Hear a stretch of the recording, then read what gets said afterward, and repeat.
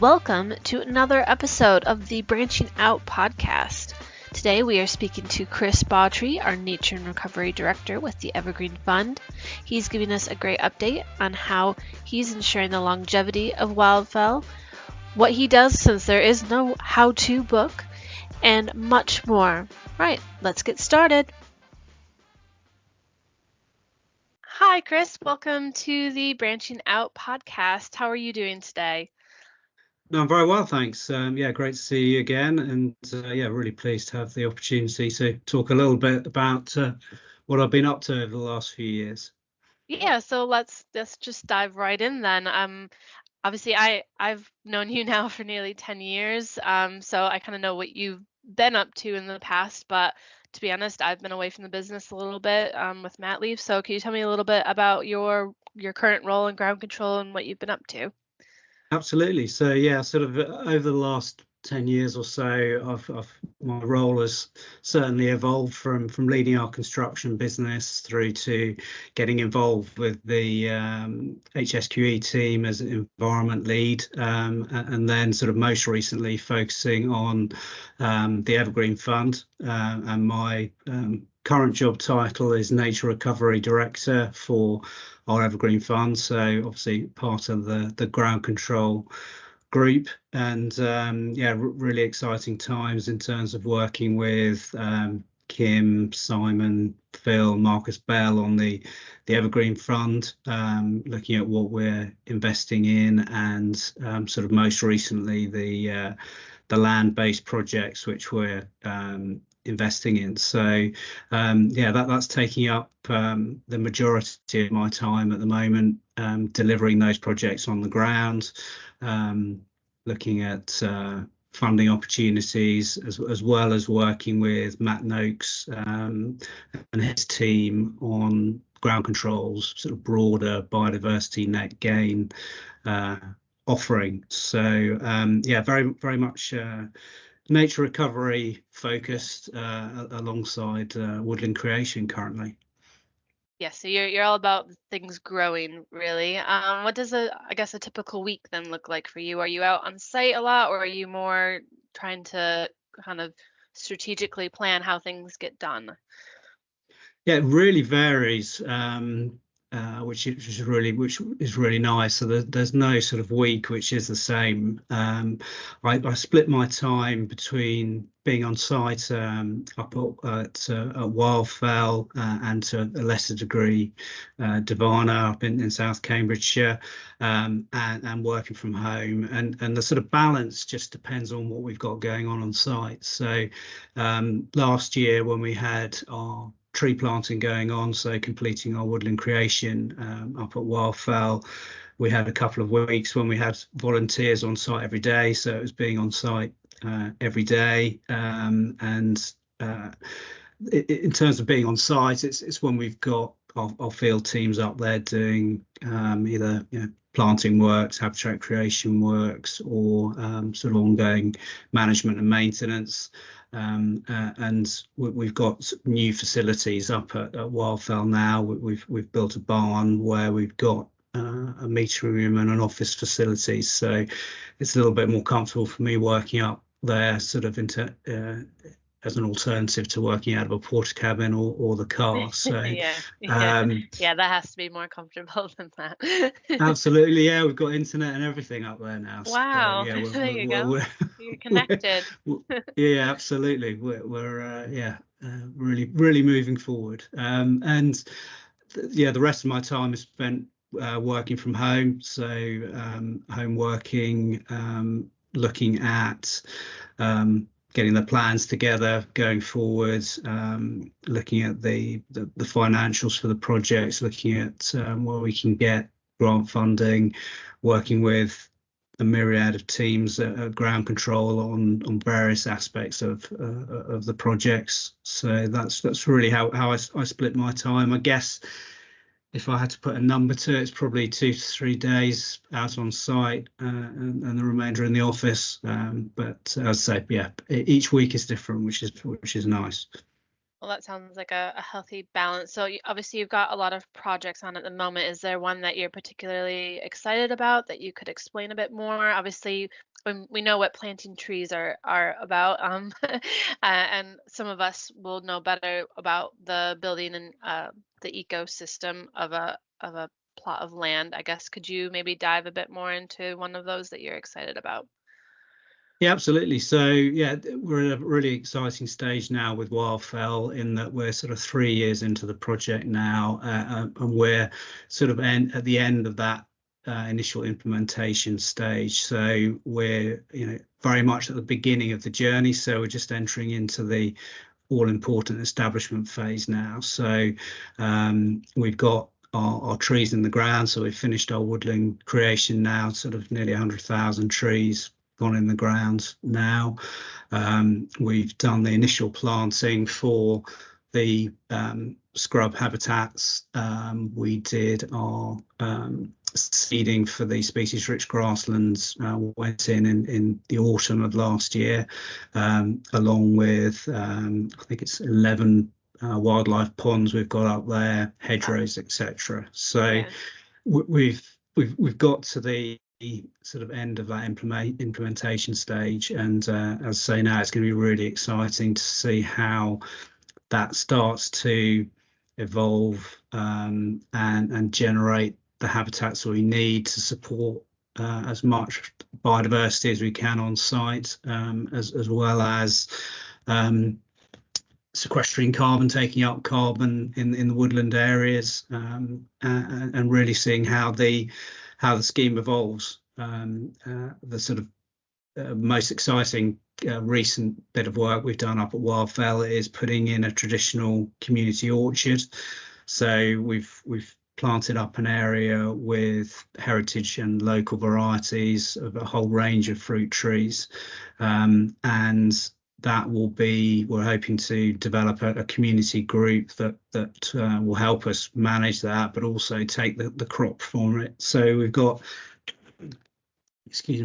that combination of delivering for nature and for people, so that social connection. So I think that's going to be a really exciting element of the project to see how that develops, because it can really deliver on a huge, or a wide range of levels, really. And then we're at sort of a slightly later stage with the Davana project, so we're finalising our design on that currently, and looking at implementation coming up in the autumn, to get the habitat creation works underway up there.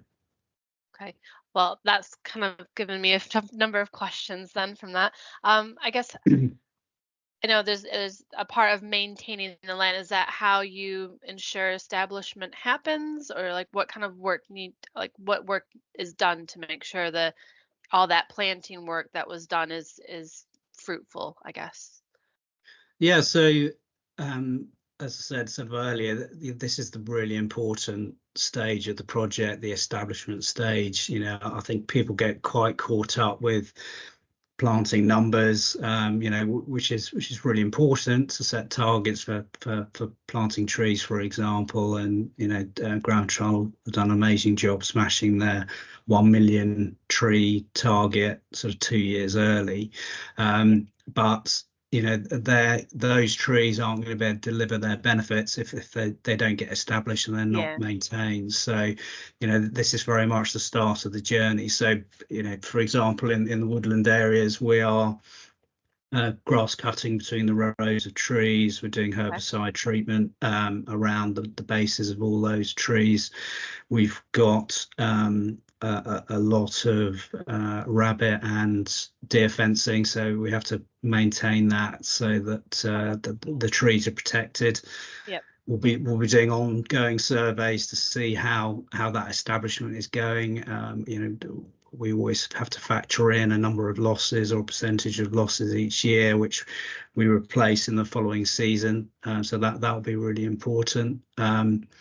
We are at the early stages of getting the grasslands established. So we are doing our second cut and collect, and we've got a large area of grass that we're working on there to sort of, it's quite intensive in the first couple of years to get the native species established, and compete out weeds, etc. So that's an ongoing thing, and that's working with our field teams, local agricultural contractors, our ecology team as well, to sort of monitor progress. And that's really important element of what we're doing through the fund is being able to demonstrate that we are delivering benefits, and those are measurable. So it's that ongoing monitoring and reporting element of the projects, which is critical.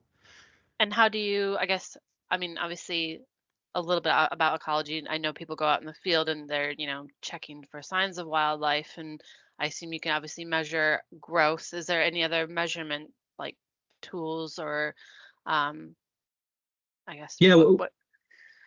We're looking at a variety of different things across the business to be able to make certainly the monitoring and reporting more efficient. So we're looking at drone technology with both video capture, LiDAR to measure growth and ground conditions.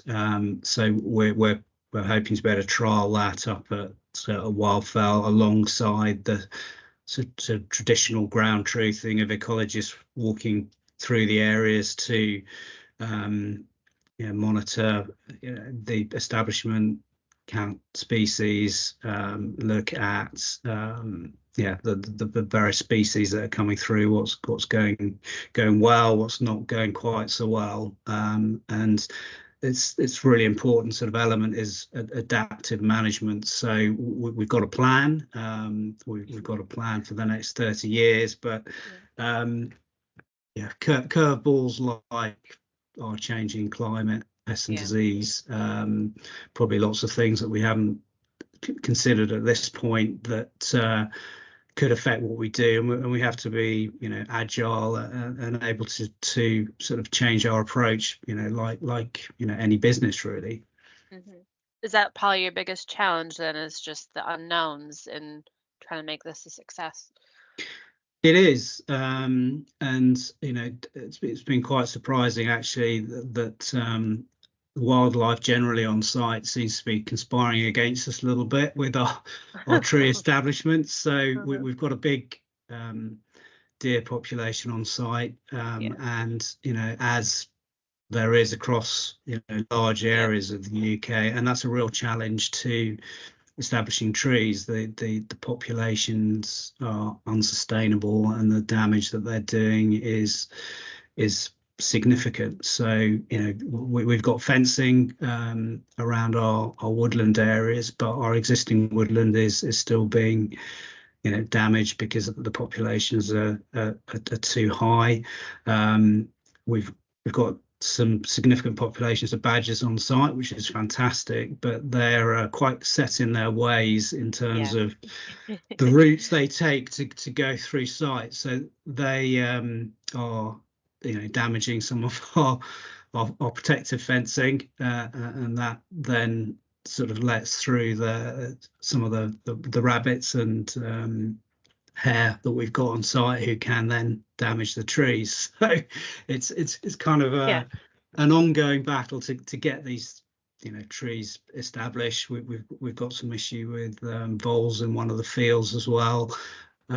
So we're hoping that there'll be a little bit of management through the birds of prey that are starting to get established on site to keep those numbers down. So that's certainly balance, isn't it?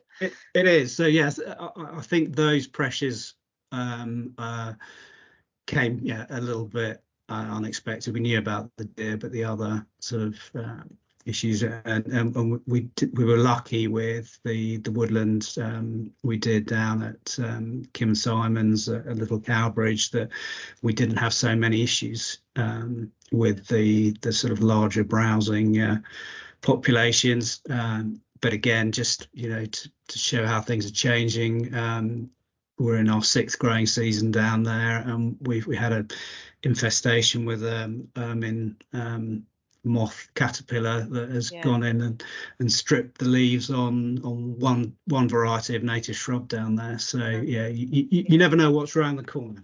No, no, you don't. Wow, that's and you've gotta obviously you can only predict so much, and obviously you've got a great ecology team as well to back you up and help, I would think, to manage some of those situations. But it is just one thing after another then. Wow.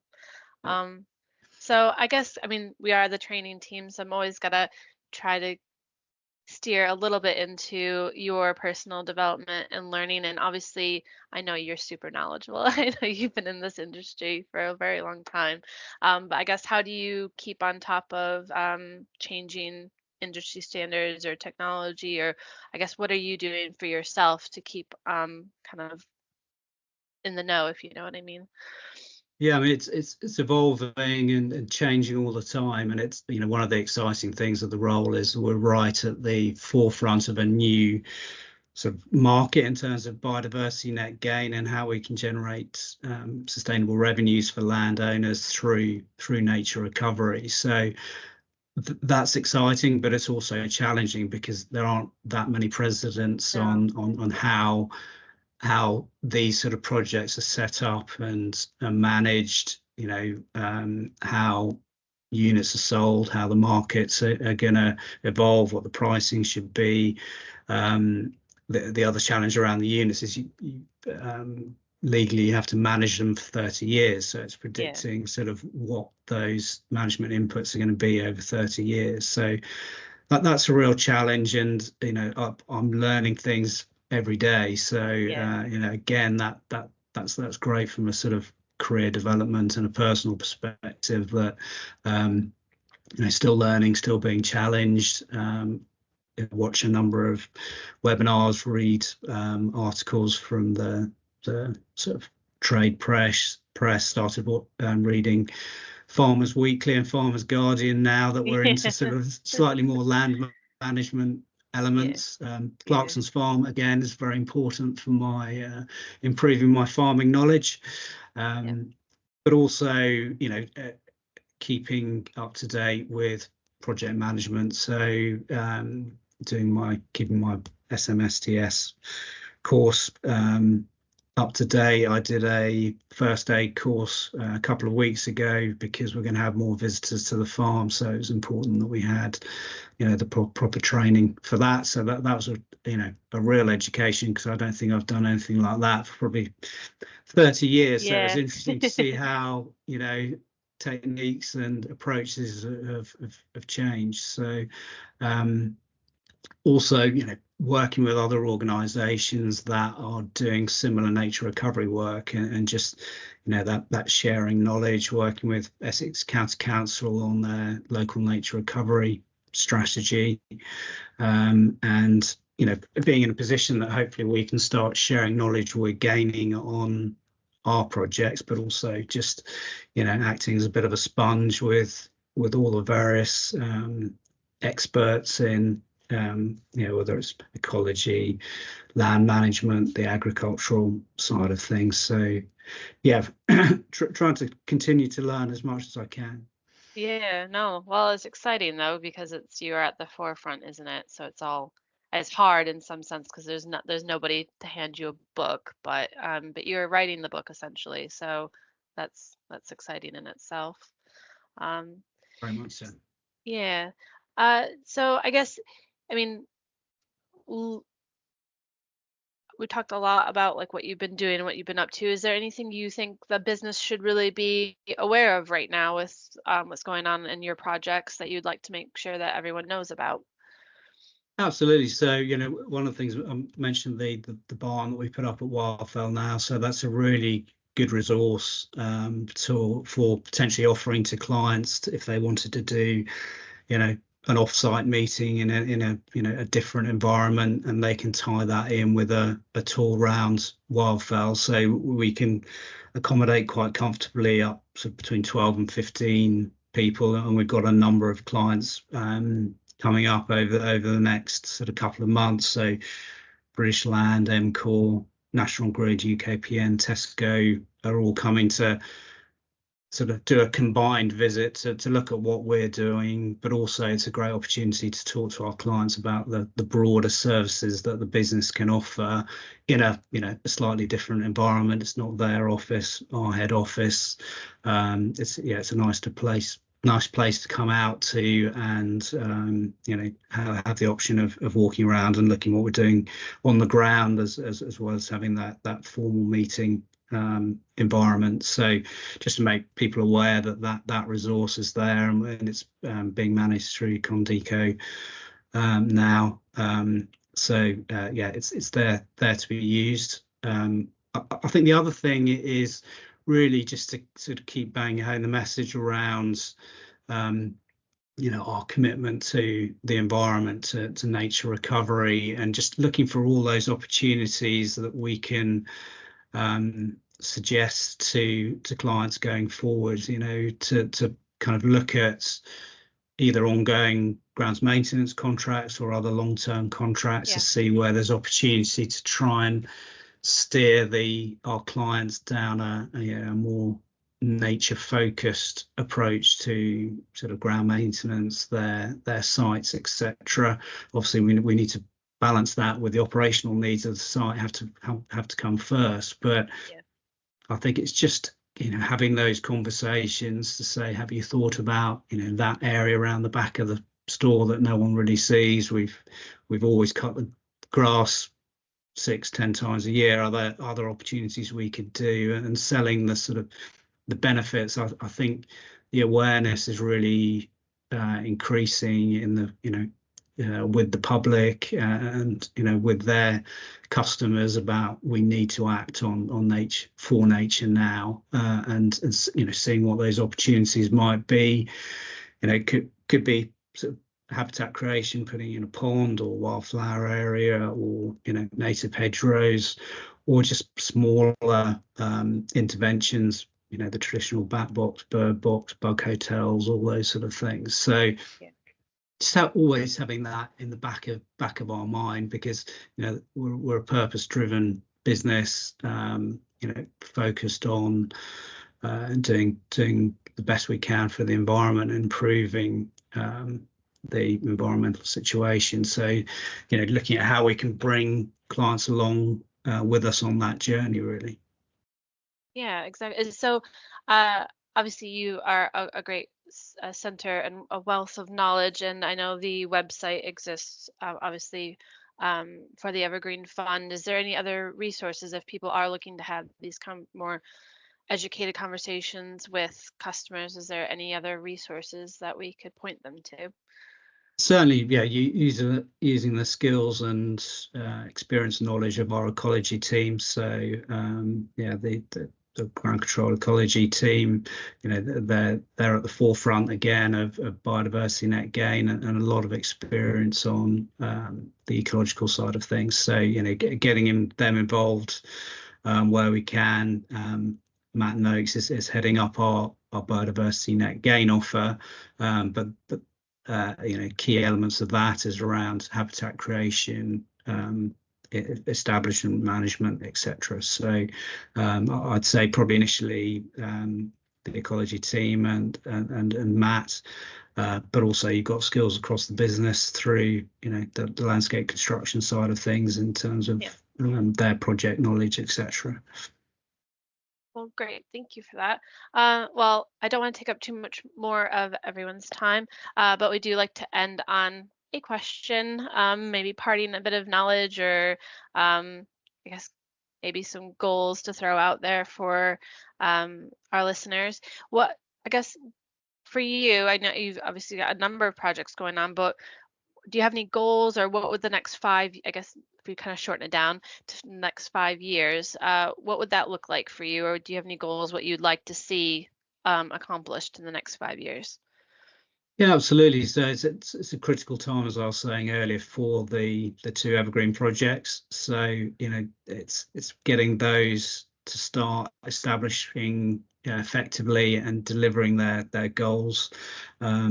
So, delivering on their biodiversity potential, their carbon sequestration, their ability to clean water, flood prevention. So, that's the critical goal for me over the next 5 years is to make sure that those projects start delivering what they should do, and hand in hand with that is the real challenge around showing that nature recovery can deliver sustainable revenues for landowners. So we've got the BNG market that's just starting to get established. So we need to be, as Evergreen, we need to be finding the market and selling those biodiversity units so we can bring more money into the funds. And the Evergreen Fund's a perpetual fund, so any profits we make will be reinvested in either other land-based projects or other equity investments. So that's my biggest sort of goal and challenge at the moment, is to bring in these revenues, which we're confident are out there, but we're very much at the early stages. And also I'd like to see the business really being at the forefront of biodiversity net gain delivery. We're in a really unique and strong position to be able to deliver that whole range of services, from design to feasibility to calculations around number of units which projects can deliver, through to the implementation stage and then the ongoing management monitoring. So it's really mirroring what the business has been doing for 50 years plus, but in a focused area of biodiversity net gain, so that you've got the benefits of delivering for the environment, for nature, and bringing in new revenue sources for the business. Yeah, well, and I look forward to seeing what else comes from the Evergreen Fund, and keeping my fingers crossed those deer kind of start grazing in another direction for you, and we let those trees have a chance to grow a bit. So thank you very much for your time. Thank you very much. Thanks all for listening to another episode of the Branching Out podcast. If you'd like to get involved in the podcast, please reach out to the training department and training@ground-control.co.uk. Until next time.